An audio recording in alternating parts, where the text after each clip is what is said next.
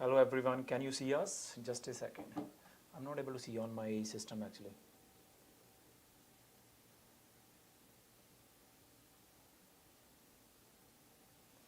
Can you open that link and see if it's working? It's not coming on the phone.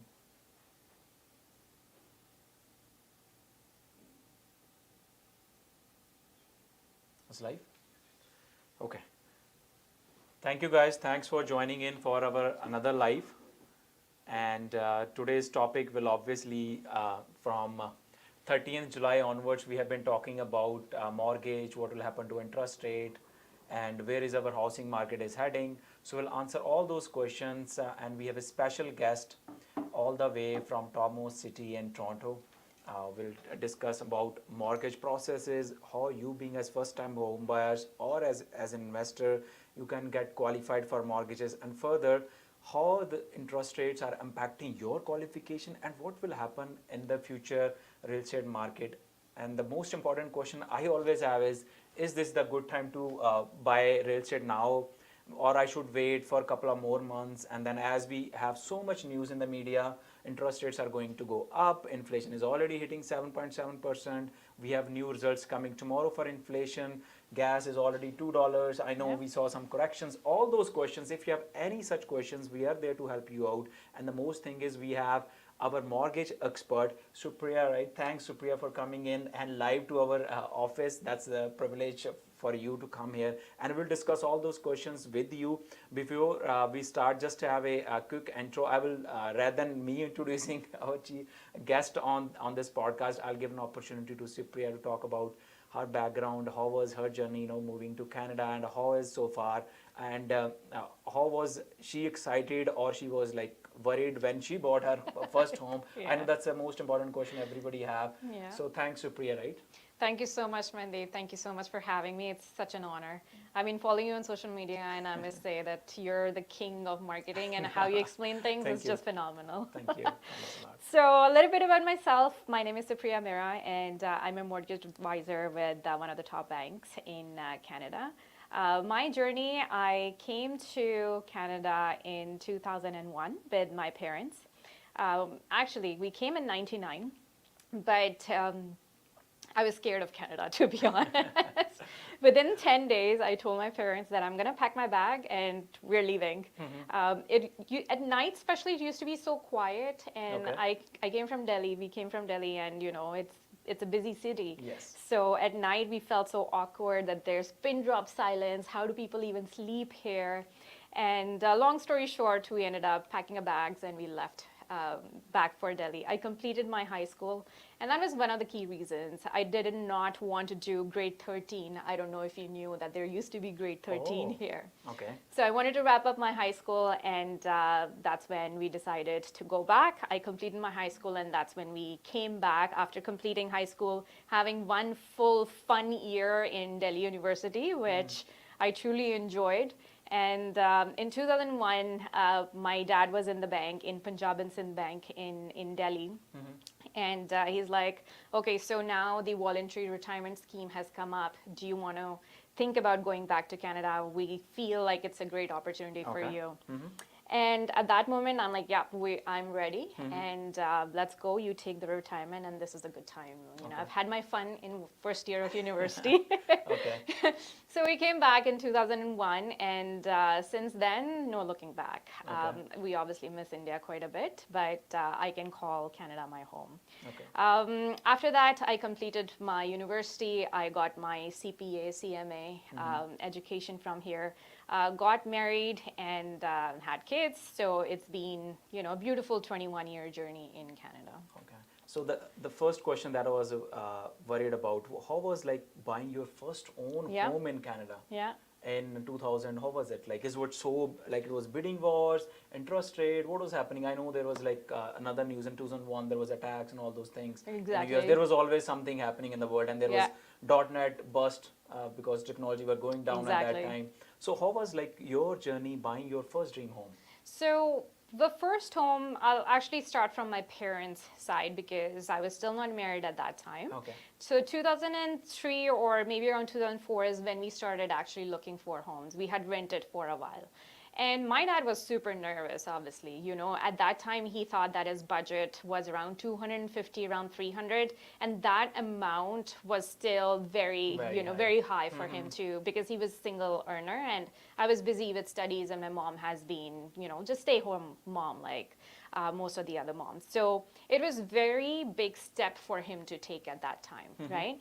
I'm not too sure how mortgages worked at that time because I don't think there was any stress test, and he had a basic bank job at TD at that time, and he was a full-time employee, so he qualified. Like I don't hear of any issues Okay. during that time. So it was a simple process of getting a mortgage, but it was more about taking that plunge and making that decision. Okay, we are buying, we're making that investment. And even that 250, 300 amount seemed a lot, A lot at that amount. time, a big amount at that time. So, fast forward, I got married in 2008. And we were ready to purchase our first primary residence, me and Okay. my husband. But before that, actually, I should, commend my husband about it. In 2007, he had attended some investment seminar, and we Oh. both have been in finance, so Okay. we're a bit more savvy that Uh-huh. way from financial perspective. Okay. And we could see that how purchasing an asset in North America can actually help you create that generational wealth. So before we even purchased our primary residence, we actually purchased an investment property. Wow. So 2007, we purchased a 3-bedroom townhouse in Kitchener. Okay. And we did not want to lose our first-time home benefit, so we put the mortgage under my dad's name. Oh, nice. Nice strategy, right? Nice. Yeah, Okay. and we borrowed funds from our parents, both our parents, and whatever OSAP, the student loan we were left with, we just put it as a down payment. Okay.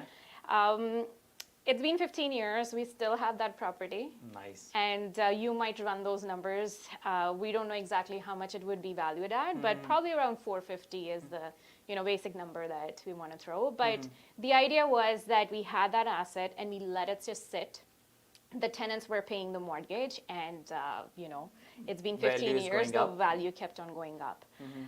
So that was our first investment. Were we nervous? We didn't know any better. Like we felt like we were young and we could make, even if it's a wrong decision, we'll see. Like we have time to kind of catch up on those finances. And then when it was first time purchasing a primary residence, I think that's when we started attaching ourselves emotionally to that home buying process. Okay. And even at that time, 2008, there was no stress test or anything like that. We both had qualified incomes. We both were great qualifications in terms of professional jobs. So we didn't have any issues in terms of getting a mortgage. So yeah, I think that was the start of it. And always, making that house buying decision is difficult for the first time. But we've bought so many properties over the number of years that now it's like, okay, we know our numbers, and if this makes sense, we're going to go ahead with that transaction. No, it's good. I think it's really motivating. The first thing is the first property was an investment. Investment property. And you just plunged into that. You were quite young at that time. You took the action. Definitely you took help from your friends and family. That's a Yeah. way to start. And you selected that city very strategically as if, the Kitchener is a hub. Yeah. Right now it's an IT hub IT. for everything. It's connected, well connected to highway, 401, and GO station is there. Exactly. College, universities, everything is there. So I Yeah. think that was a very great decision. Plus the strategy was to buy and hold for long. Exactly. So that's the thing. It's really motivating. And then you went, I think then once you, it's what I felt, I always talk to my clients, it's only the first thing. It's the first You time. know the swimming. Yeah. It's only the, you just need to jump once, and Yeah. then you automatically, your hands will come. That's Yeah. what it is happening now also. So you'll have so many people to help you out. Yeah. Nobody's letting you go, drone or whatever, Right. right? So you're not dying there. Yeah. So there are other options available. So it's like, quite educating, I would say, it's motivating for our viewers also. I that hope this so. is how you started. So now let's dig deeper into that. As of now, so let's say I'm a first time home buyer. I can see the inflation is already 7.7%, and then rates are going up again. We have like 4.7 is the prime lending rate. Qualification is more than 6%, right? What will happen? Like I'm worried. I have the funds, and I'm already paying 3,000 as a rent. Yeah. And I'm still like my friends and family are saying, no, the market might crash or it might come down more. It's not the right time. You should wait more. So what should be my key strategy here? Should I wait and watch, or like how I should proceed about that? Great question. So I want to share a personal story. So after we had purchased our primary residence that I was talking about, we had held it for a number of years. And then we decided we want to liquidate that property, pull out the equity, and we wanted to invest in more investment properties. So we ended up purchasing in US and an investment property in Edmonton. So we diversified the equity that we pulled out from it. During that time, we rented for 2 years. Okay, and the rent was exactly that, around $2,900, $3,000. And after 2 years, our family or my kids were at that age where they were getting ready to get into the school. So we started looking for great neighborhoods because we knew that we were not long-term renters. It doesn't have that feel. We can't call that home our own. Like we can't make any renovations. Pride of ownership. Exactly. We can't make any modifications to the house, and we just don't know. Like rent could potentially go higher. I know that in Ontario they're not allowed to, but we just couldn't call it our home, if that makes sense. So we ended up purchasing our next home in Burlington, and the area was really beautiful, and we Nice still city, have near that. to Lakeshore, best Exactly. schools. Yeah. So during that time, it was the peak of 2017 when we had purchased multiple offers. Oh, same and story? Same story. We had outbidden in all the properties that we made offer in Mississauga, in Oakville, and nothing was working out. So one of the other realtors who we met actually at an open house introduced to this area. They're like, you'll get a better bang for your buck. Your budget is decent, and you'll see, like, you'll really like that neighborhood. First time when I went and checked out the neighborhood, I'm like, this is too far from Brampton because my parents are in Brampton and we always need help to babysit my kids. So I said no to my husband. And then he just, and I'm thankful again for his decision that, you know what, I'm just going to go one of the weekends and just check out the neighborhood, right? So I'm like, yeah, you know what, you need to do your independent audit and see how you feel about it because I might be in my mom zone or, so thinking just a about golden nugget for our viewers, it's always to go on the weekends or on the working days and see the neighborhood where you're planning to buy or move in. Exactly. I'm pretty sorry to disturb you. No, Go ahead, not at all. Yeah. So when he went there, he actually had a very different perspective. He's like, actually, I like the area. It has mature trees, and John T. Tuck is one of the top schools that's rated in Ontario. It's one of the top within 100, which was our biggest criteria at that time. So I'm like, you know what, I trust you. So go with your instinct. And funny enough, within a couple of weeks, there was an open house that came up. Okay, In that area. And he's like, I'm making an offer. I'm like, okay, at least send me pictures so I know what it looks like. And it was an old granny house, pink carpets, green walls, wallpaper, tiny rooms. And I'm like, are we going to buy this house? Like, how? But you know what? We had a long-term vision. We knew we could call it our own. It was mainly the location that we know we can't change. Location, budget, area, and Exactly. then you can add those renovations obviously Exactly. as you go. So I trusted his gut and I signed up my life to him, and you know what, you make the decision and I'll follow suit. It's fine.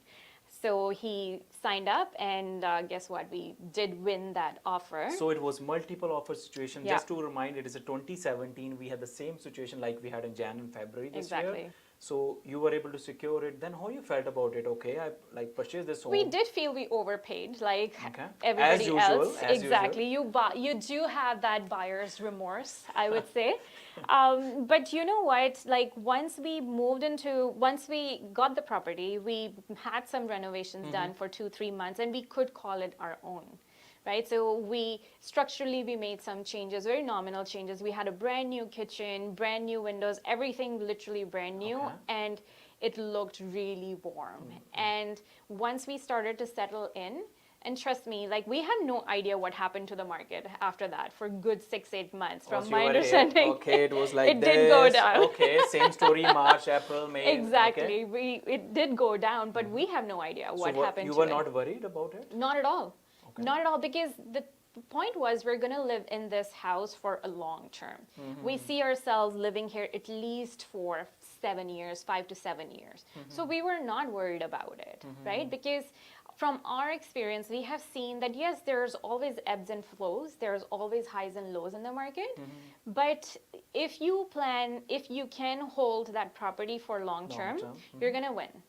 And I just want to take that example. If we would have rented that for next 5 years, our expense would have been close to 185,000 just in expenses.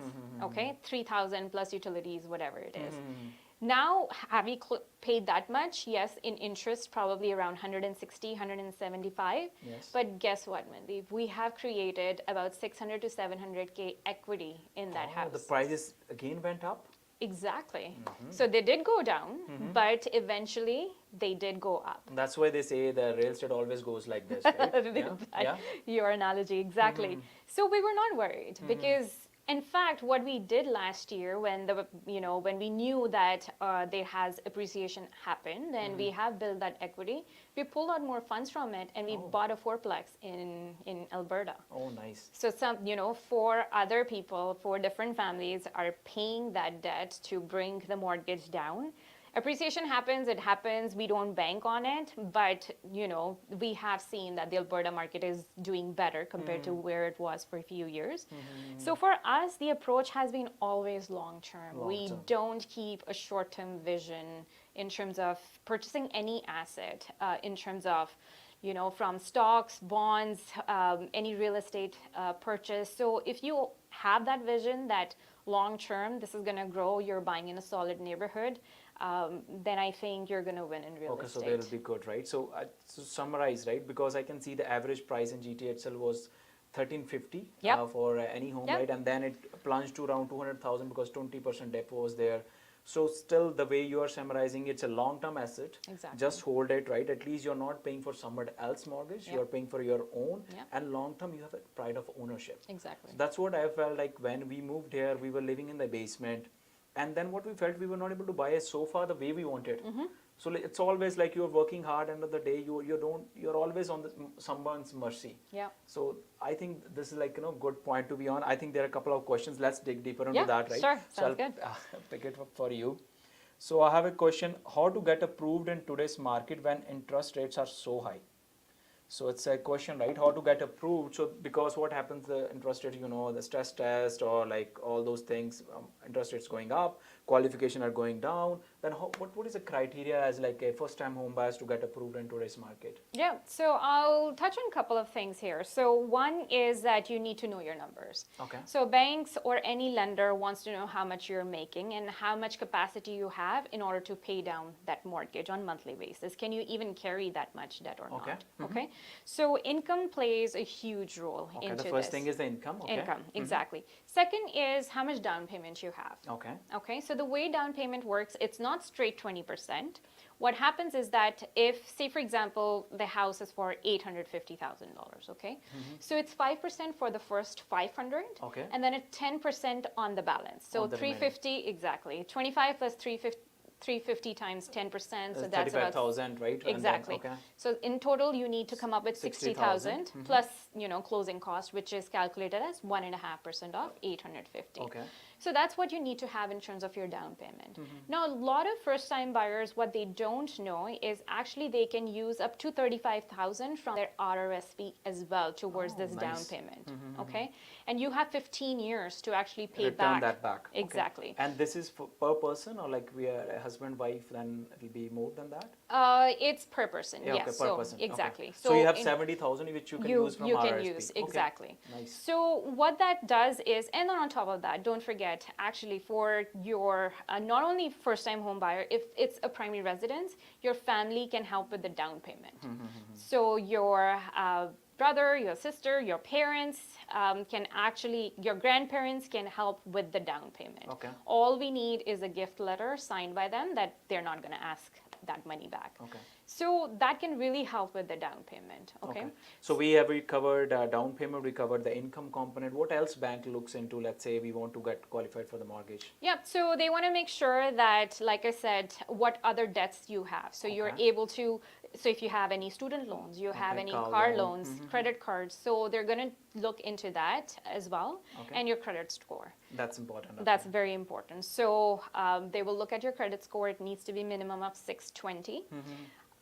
If it is slightly lower, it's fine. We just need to provide justification.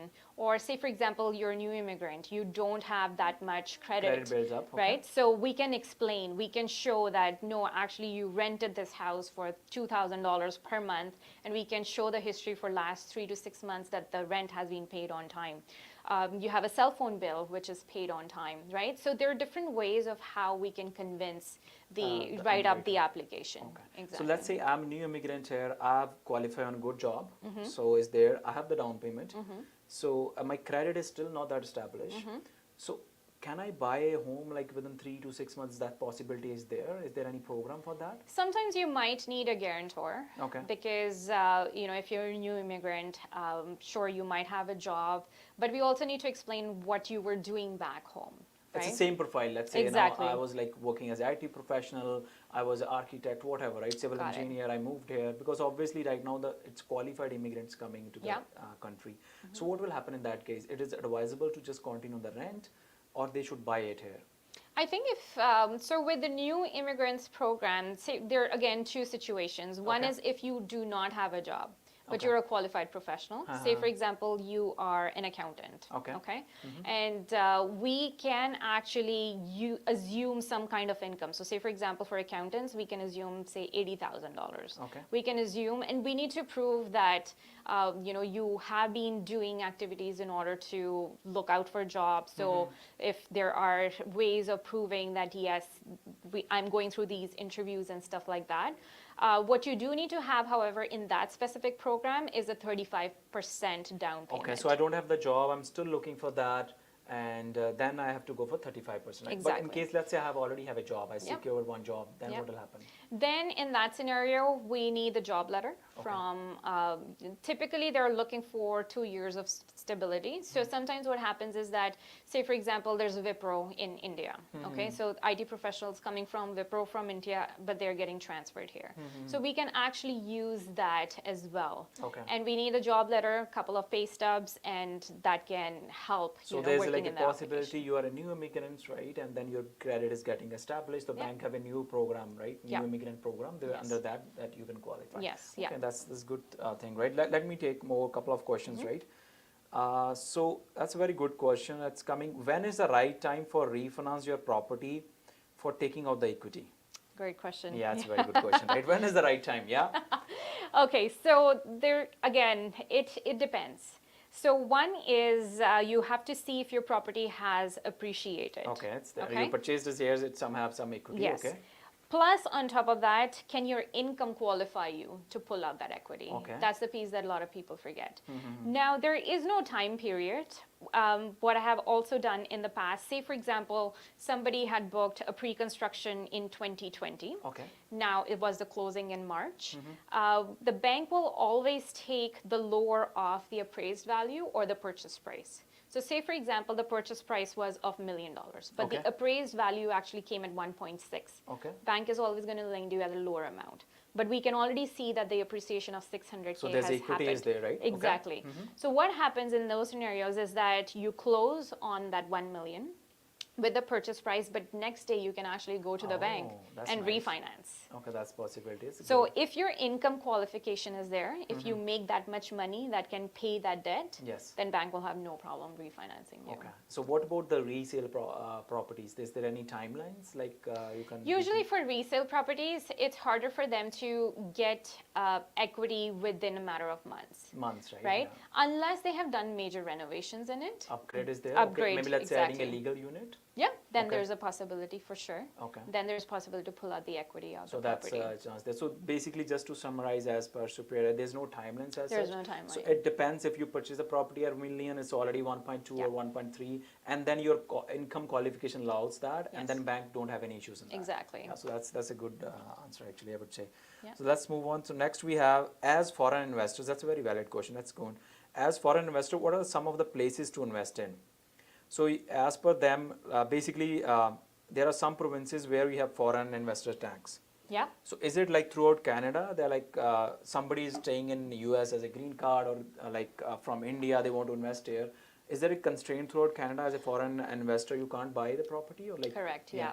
So foreign investors, it's difficult for them to get financing from the banks. Okay.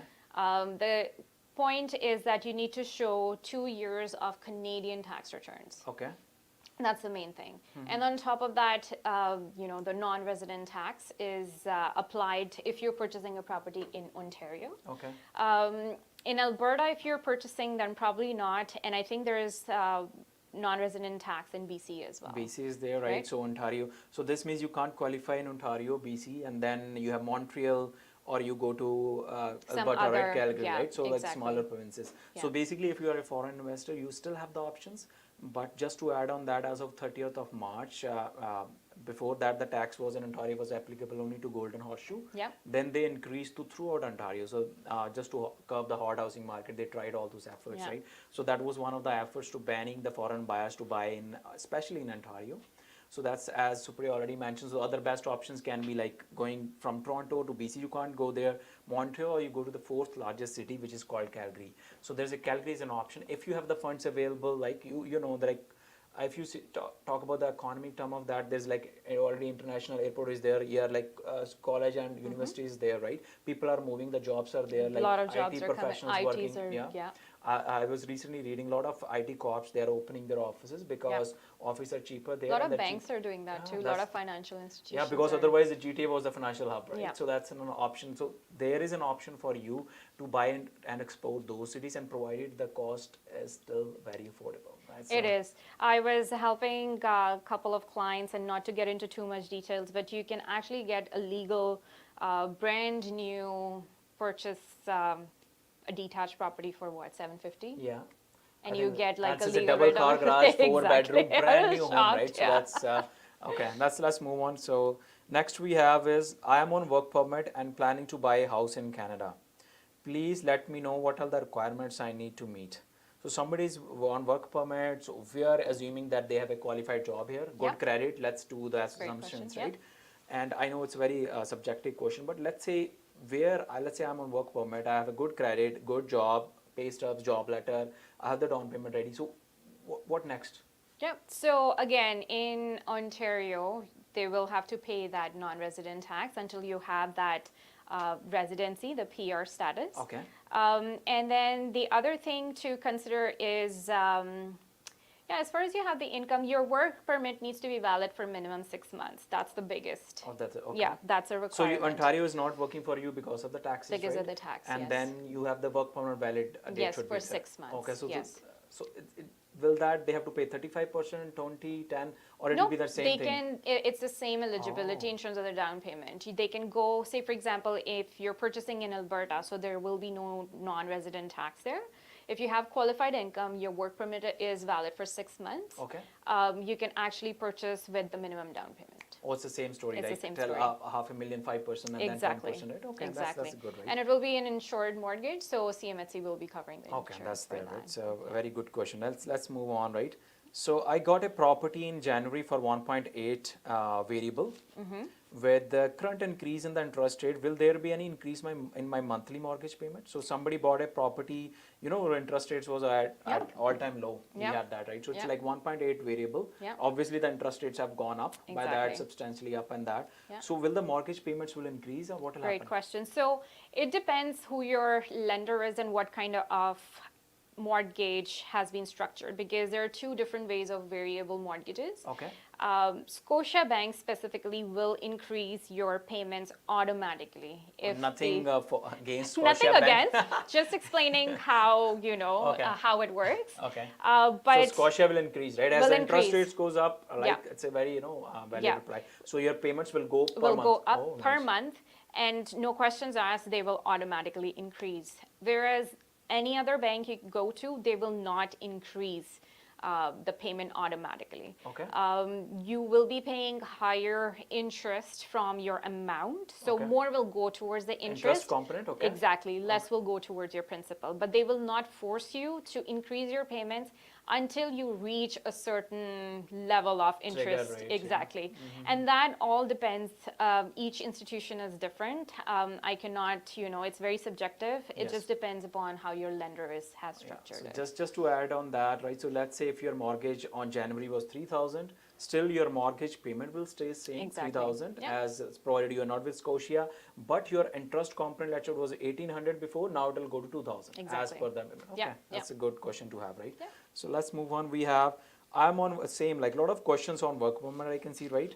I'm on work permit and my husband is on PR. Okay. Yeah. And do we still need to pay 20% speculation tax? So basically, it's a question related to Ontario. So they are Yes. like, do we have any? They have to still pay the spec. Let's say I'm on PR, my wife is on work permit, right? So what will happen in that That's case? a great question. I'm not too sure, to be honest, and we will get back on that.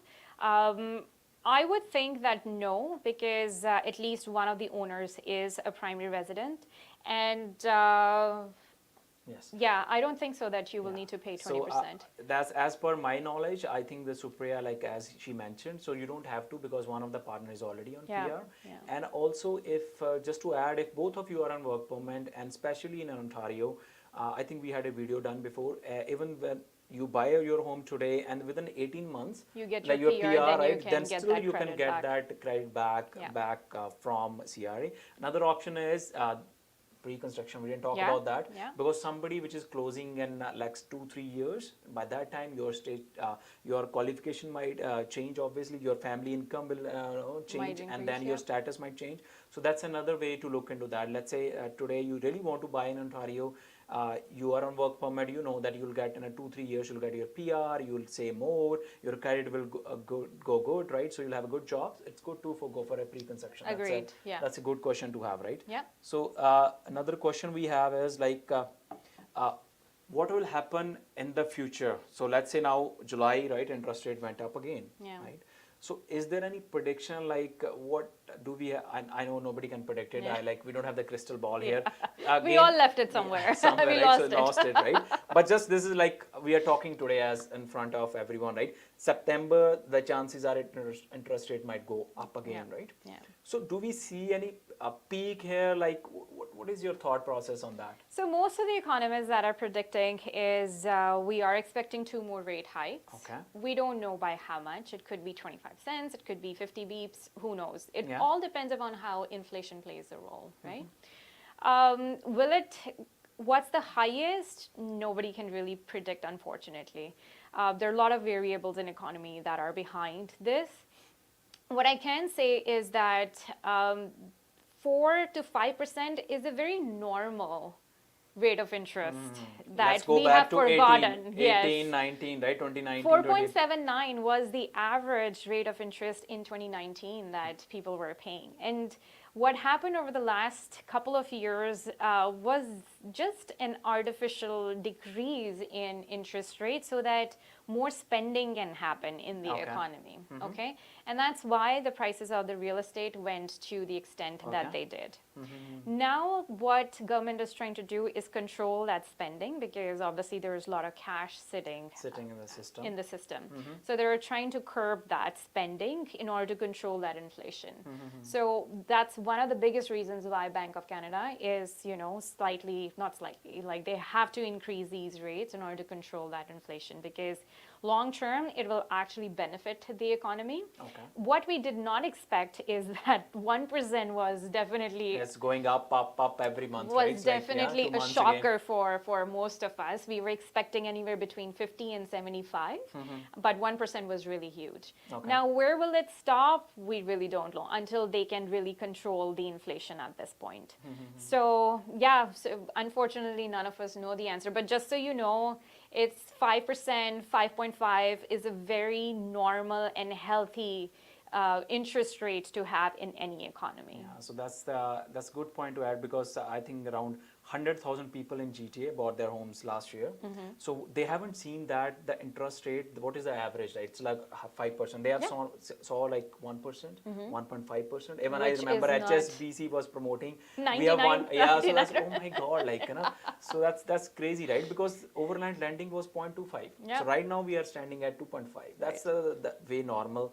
just to add to that, why it happened, because when COVID happened, the inflation was in negative. So you need to remember that. Yeah. So just to push the economy, government started printing more money, getting SERB, all those free Yeah. lending, 60,000 loan to this and that, Exactly. right? So it was like, as we said, Free like money was higher being free money, like distributed, yeah. false inflation, right? Thing, right? Just to make that up. And then just to add here, they could have taken that action of what they're increasing the interest rate last year itself. Yes. Remember, like I still remember in the June of 2021, the numbers were, inflation was around 3.7.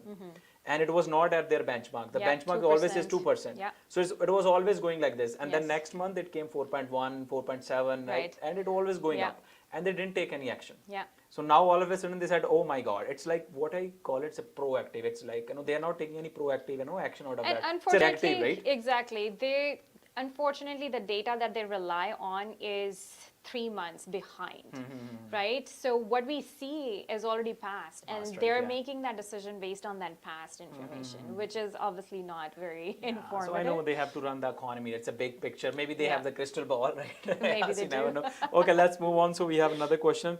So on the interest, what happens on the renewal after 5 years? Very valid question, right? So let's say somebody bought the home last year, and they want to renew after 5 years. If if I have a variable mortgage, and after 5 years, because of low principal payment now, do I have to make additional down payment? Great question. Yeah. It actually all depends how the interest rates are playing, right? So if after 5 years, say for example, you have stretched your amortization. So as of today, maximum amortization when we do the mortgages can be maximum 30 years. 30 years, yes. Okay. So depending upon what rate you had locked yourself at, if you have paid extra amount of interest and you're not paying enough principal, potentially your amortization has stretched to say 35, 36 years. So at that time, bank might ask you to pay a little bit more in order to bring that amortization To back 30 to 30 years. Uh-huh. Or another option could be that they revisit that and see what interest rates are happening at that point and adjust your monthly payments based on the 30-year amortization. Okay. So there are two ways of doing that. So I think that's a very valid question to have it, right? I think And it's going to impact quite a few people if they signed up last year. okay. Because the variable was super low. Yes. And now that we know the interest rates are keep on going up, Okay. more is going towards interest, less is going towards The principal. principal, Amortization is stretching out. Let's say 35 years. Okay. Exactly. So after 5 years or at the time of renewal, bank will present you two options. One is that you pay certain amount of lump sum in order to bring back that amortization to a maximum of 30 years.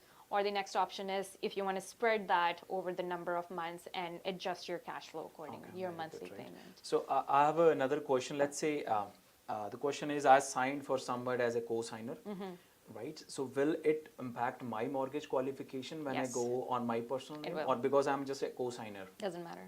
It will impact your mortgage qualification. So you have to be very careful. If you are co-signing for somebody, Okay. that means that they are taking your income to qualify the other person for that mortgage. Even I'm It- just a one-person holder in the company, still Yeah. like when I purchase a home, right? I just sign it, so I'm only 1% equity holder in that. Still, it will consider me as like for qualification. So there are two different things I Okay. think that. So I'm considering. Okay, so if Let's you're a just fall back, co-signer, right? That yeah. co-signer. I'm So just if you're a co-sign- co-signer Yes. with somebody, Okay. right? And say for example, your income wasn't enough. Okay, so you as a parent signed for your child so that they could qualify for the mortgage. In that scenario, it will show on your credit, Okay. both borrower and the The co-signer. Okay, so if it's on the credit, then Yes.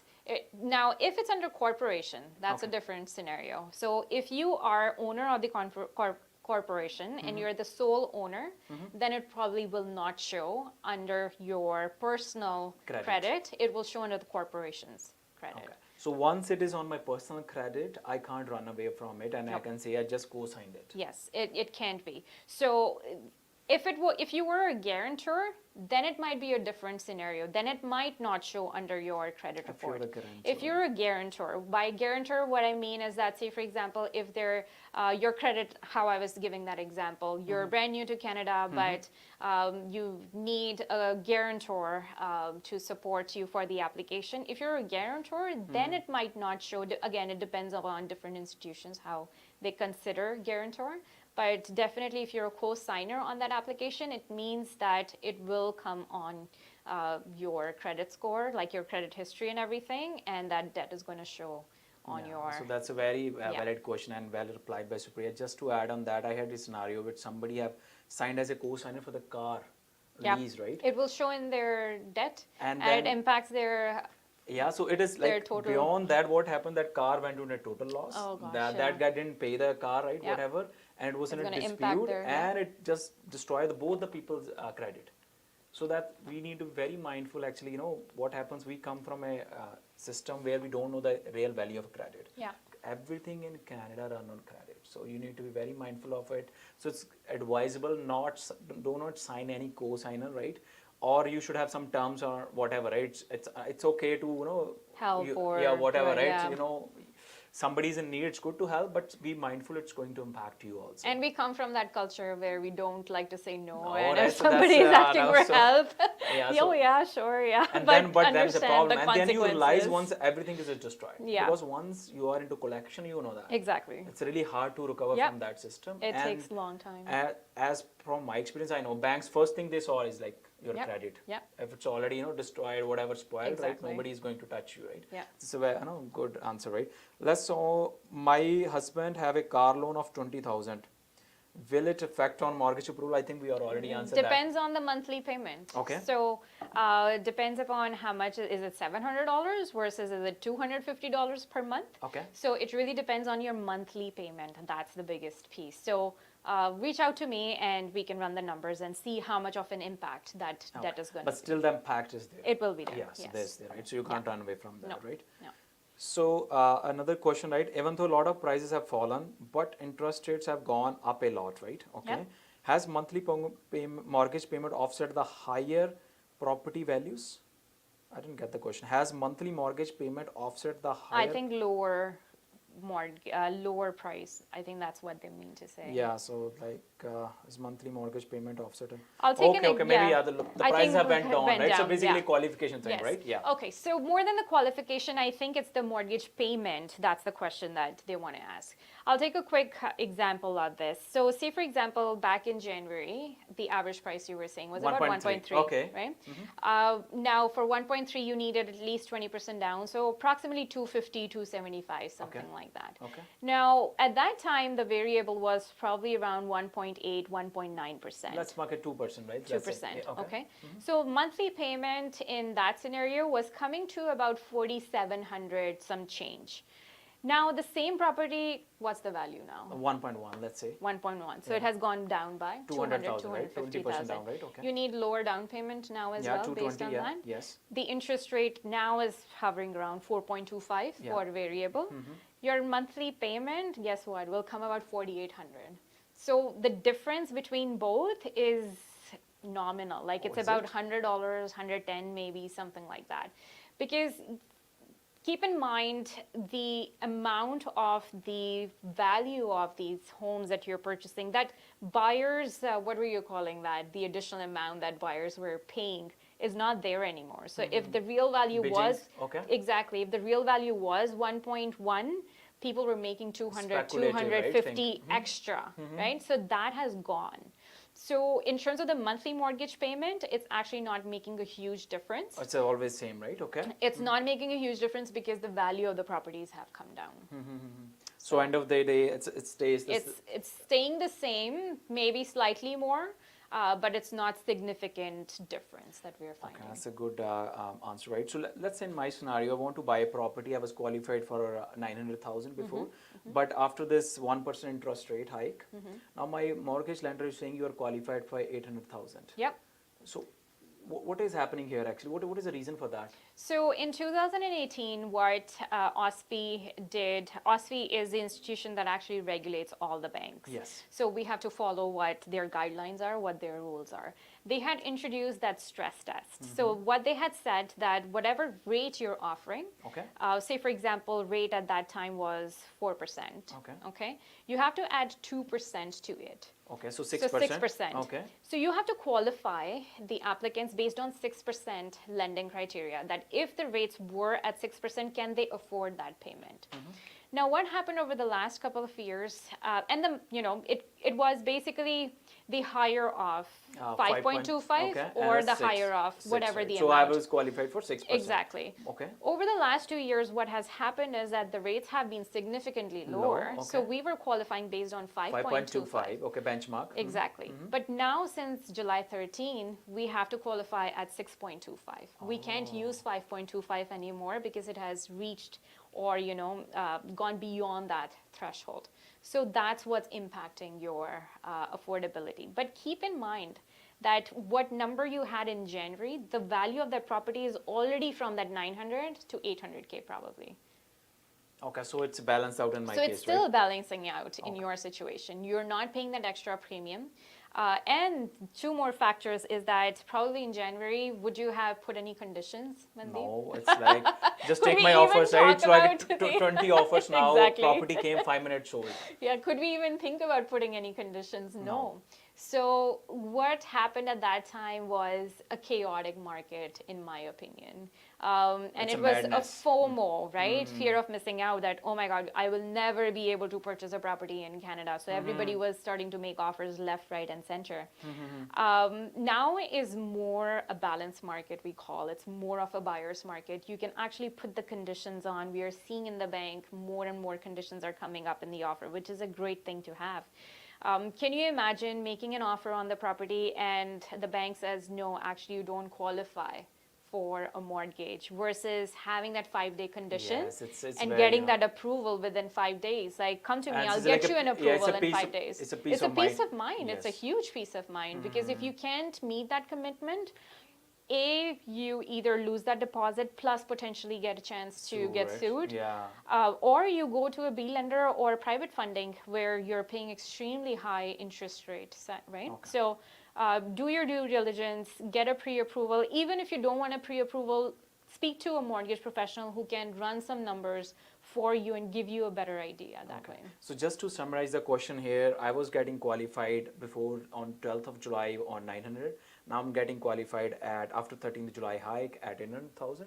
But end of the day, it's what we're discussing. It's better for home buyers because you can do cherry picking, right? Yep. You can put your condition. It's not market. It doesn't have a madness. You have the select and choose what property meets your guidelines, Yep. and you have a peace of mind. You Exactly. have kind of financing condition. You can have inspection Yep. conditions. All those clauses the way you want, and sellers respect that. Not like before that Yeah. we don't want any conditions. Yeah, Firm exactly. offer, nothing like that. Yeah. So that's an option. And I think we were discussing in the starting itself. Real estate is what?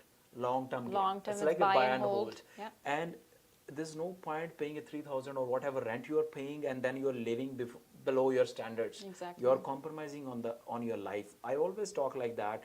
The point we came, I think most of the population here in Canada are immigrants, right? Yeah. Why we came those with 2 full suitcases here just to live in those basement units or Exactly. like compromise on our life. 7 days you are working, Yeah. and then we're just going for the sleep. And Exactly. then even we don't have that peace Yeah. in that. So the best point is like real estate, and that your first home prime is the best investment. As you gave your example, personal example, she bought in 2017, right? And then see you have already 600,000 Yeah. appreciation. Exactly. Irrespective market crash next Yeah. day. Yeah. and- We didn't even look at it. Yeah, We were so- busy, making it, calling it our home, Yeah, so- and we didn't even bother. So it depends, right? What you want to do with the market. I think there's a lot of gossip about it, right? So I think the yeah. main issue, Mandeep, I feel, is that media specifically, it's putting so much negative information. News they call exactly, it, right? Yeah. right? Price has gone down 20%. Everything is on and- free or sale, right? It looks exactly, like somebody's yeah. giving free here. So I don't get it. Like when the market was really shooting up, they really created that FOMO that, oh my God, you can't Prices are afford going like this, yeah, right? you can't afford a home anymore here in Canada. And now that with the increasing hikes and prices are Inflation, going down, interest rates high, prices going down, market is crashing, stocks down, gold down, Everything is down. So this means this is an opportunity to buy. Exactly. Why not to tap into that? I think it's like when the market pick up, you Yeah. have a double equity already there. Yeah. You're buying on the dip, and then it'll appreciate shoot more. When people go here, you go here. That's where the opportunity is. Don't follow the crowd. Good, right? So it takes time, because what happens is when you are new to the country, when you are established, you take advice from your aunt and uncle. Yes. So they are already established. They already have 5 homes and whatever. They'll always say it's okay. You wait for more. Wait for more. And ask those guys. They've already taking cash flow into those properties which they own, which they've rented, and they're like sitting on that. So that's. Just to summarize, real estate is the only way to build wealth here, provided you're looking at long-term time frame, you right? have to have a long-term horizon. So that's how it is, right? Okay, let's move on, right? So we have another question. Is there any lender A or B offering 35 or 45 years of amortization? So we have longer amortization available, or it's like 30 years the maximum we have? From what I know, it's 30-year maximum. I work with an A lender, so I don't know. So A lender is always like 30 years? Yes, with an A lender, if you're going with the bank, it's always 30 years. They can't stretch it out, because again, we are regulated by OSFI. Okay, so maximum is 30-year amortization. On the side. One thing to keep in mind is, if it's an insured mortgage, what that means is that if you're putting less than 20% down, doesn't matter your purchase price, then maximum amortization you can do is 25 years. You can't even stretch to a 30-year amortization, because it's insured by CMHC. Okay, it's only in conventional, and what I mean by conventional is that you're putting 20% down. In those scenarios, you do have an option to stretch your amortization to 30 years, but nothing beyond that. That's just for A lenders. I'm sorry, I don't know about B lenders. Okay, B or C, maybe no. I remember before that there was 40-year amortization also. There was for a very limited time period, but then they scratched it. It was just for a matter of weeks, I think. They didn't even have it for months, but they haven't. Now they're having talks, depending upon how affordability of maybe stretching it again to, like, we'll hear again in December what OSFI is doing with the stress test or amortization. So there might be some change new regulations coming on that. Okay, that's a good sign. Okay, let's move on. That was the answer I was looking for. Thank you. I want to buy a cottage and then put it on Airbnb. Okay. How much amount do I need to put down? Is there any exceptions that we need to take care of? Like, do we have any regulations on the cottage? Because cottage industry is really hot. People were not able to move out of Canada, so they preferred doing vacations inside Canada itself because of that. So a lot of people want move out of cities and enjoy the life also. So is there any regulations that can be considered under 10-20% same conventional lending? So if it's a cottage for personal use as a second home, it will follow the same guidelines for down payment as if it was your primary residence. So 5%, 10%, 20% if it's more than $1 million. So sorry to cut you. Let's say I'm buying a cottage of 800,000. Already have a prime residence. Can I use that 800,000? Can I pay like 5% and 10%? I don't have to pay 20% here? Yes, you can. Okay. Yes. So that possibility is That's a possibility. That's a very good nugget. So another thing to add is, let's say I want to rent it on Airbnb. Do I need to disclose to the bank, or it's like it's a The banks will find out if they want to find so out. they will search, right? Right? They can find out if you want to find out. So I would say that if you tell the bank, they will say no, because they do not like short-term rentals. Short-term rentals, okay. And if you disclose that it's an investment property, they're okay with the long-term tenancy on those cottages, but then you have to pay 20% down. As soon as it becomes an investment property, regardless of the price, you have to pay 20% So the best advice is to show that property as your secondary home. And then it's up to you what you want to do. Okay. We don't want to talk about that. We won't talk about that. So let's move on, right? So there's a question, right? Even after getting approval from the bank during the 5-day condition period, can the appraisal still come low at a later date, which would force buyer to put more down payment? So let's say somebody bought the home today, and after another hike, whatever the price went on again, he's fully approved, mortgage is set. So there will be reappraisal done by the bank? Is there any chance like that? There could be, depending upon how far out the closing is. So say for example, the appraisals are typically valid for 90 days in this market. 90 days. Okay. So if the closing happens, say in 6 months, there is a chance that bank actually requests another appraisal. Now it's Kind of 50-50. It could happen, it might not happen. So it just depends on the discretion on the underwriter, to be honest. If they feel that prices in that specific neighborhood have kind of gone down, or they're seeing more and more cases in that specific neighborhood, there is a chance that they could ask for So a the reappraisal. best thing is that to have that 90 days period to close the property. 90 to 120 days Okay. should be fine. Okay, Yeah. makes sense. Okay, good one.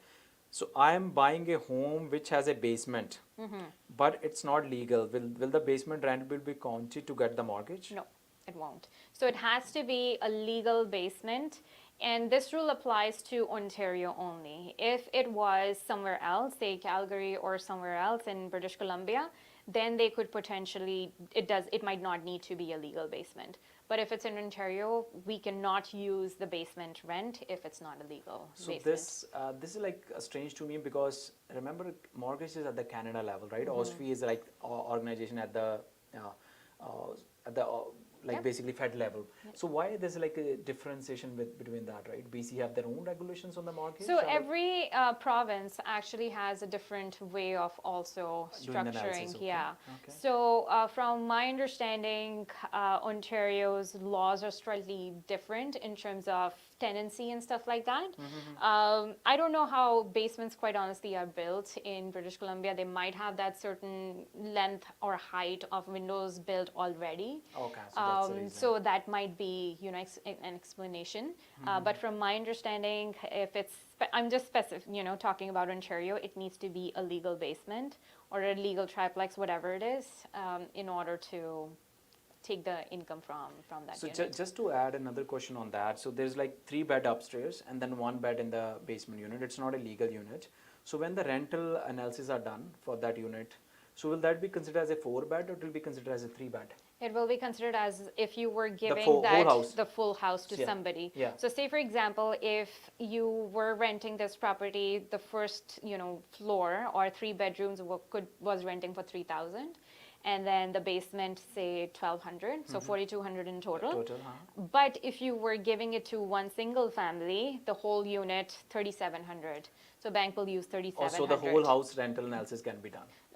No, so if it's a separate unit, they will consider it as if the whole property was given to one family. So they will take the lower off. Okay, no, Yeah. that's right. So makes sense, right? So let's Yeah. move on. So how do you qualify Canadians living in the US, with the source of funds only from US? So Yeah. somebody who got their citizenship, they got a job in US, they moved there, they are earning there. Yep. How to qualify them here? Great question. So it's the same process. We need your tax returns from US. Okay. So whatever you're filing is in US is applicable. It's fine. We can use those tax returns. Employment information like your employment letter, latest 2 pay stubs is what we need. And we will actually pull your US credit history as well. So That's bank will okay. do that themselves. And there will be no problem getting So basically, mortgage. just to add on that same process, Yes. because you have some credibility here, it's okay, you moved there, the credit is there, job is there, you're earning there, Yep. use the same income and then same credit to qualify you in Canada. The only thing you have to be careful about is if you are citizen but non-resident of Canada, like that's how you've disclosed in your tax returns, there could be potential non-resident tax applicable again if you were purchasing in Ontario. That's in Ontario, right? In Ontario. Okay, that's So you okay. got to be careful with So that. provided, just to add here, if you're doing commercial, there is no foreign buyer There tax, you right? go. So Yeah. it's better to invest in commercial, right? So just speak to your accountant in that situation, and just to confirm that depending upon your residency, what the status is, that your tax shouldn't be dinged like that. Withholding tax shouldn't be there. We have so many other questions, right? I think the time is already up. We have last 2 minutes, right? Yeah, no Anything, Supriya, you want to add? I remember we had a discussion done. It's for first-time home buyers, like investors, that dream home buyers who want to buy it. So the question is, I'm a first-time home buyer. Is this the right time for me to buy my home? The right time is when you're ready to buy Okay. it. I'm ready. If you have the down payment. But my relatives are saying it's not the right time. I think if you have the down payment, Okay. you have access to the down payment, you have good jobs, Okay. and you find the right house that you can call a house, you should definitely get into the market. Like I said, from personal experience, our property value probably did go down. We don't even know for the next few months. But guess what? Like if I If I didn't, thankfully, I didn't have relatives who had any negativity about real estate. But if they did, I would be cursing them right now that we did lose out on that opportunity, because it did go down. It plateaued for a bit, then it started, to come up again in 2018. Okay. And in 5 years, like I said, not only were we able to pull out that equity and buy another fourplex, we have done that number of times. And I think don't overthink it. Don't go into the analysis paralysis phase that what if it goes down by 25, 30, 50,000 even. Who cares? Like, you're going to be staying there for at least next few years. Start settling in, give the opportunity to actually create that equity for yourself and generational wealth. That's what I talk on my podcast as well, that if we did not have taken that first shot on that first investment property, I don't think we would have had 10 properties by now. So it's just taking the first action, Yes, right? So yeah. thanks, Supriya. Thanks for coming on our podcast. And It's a pleasure. sometimes actually, Mandeep, like, if you're not ready to swim, you just need that push. Push, that right? somebody is there, right? push. So, okay, so a lot of people need that push, right? Do Yeah. contact us. We'll help you with that push. For sure. And before we close, Supriya, how people can be in touch with you, right? Yeah. So anything. Sure. So if you need to hear more about real estate financing, hear other people's journey in real estate, you can follow my podcast. I'll refer in the description, right? Yeah. Canadian Real Estate 101. You can email me at supriya.mehra@CIBC. I'm with CIBC now, .com. And my phone number is 647-998-7527. Feel free to give me a call and we can chat further. Okay. Thank you, guys. And till the next podcast. Yeah, great. Thank you. All right. Take care. Bye. Bye.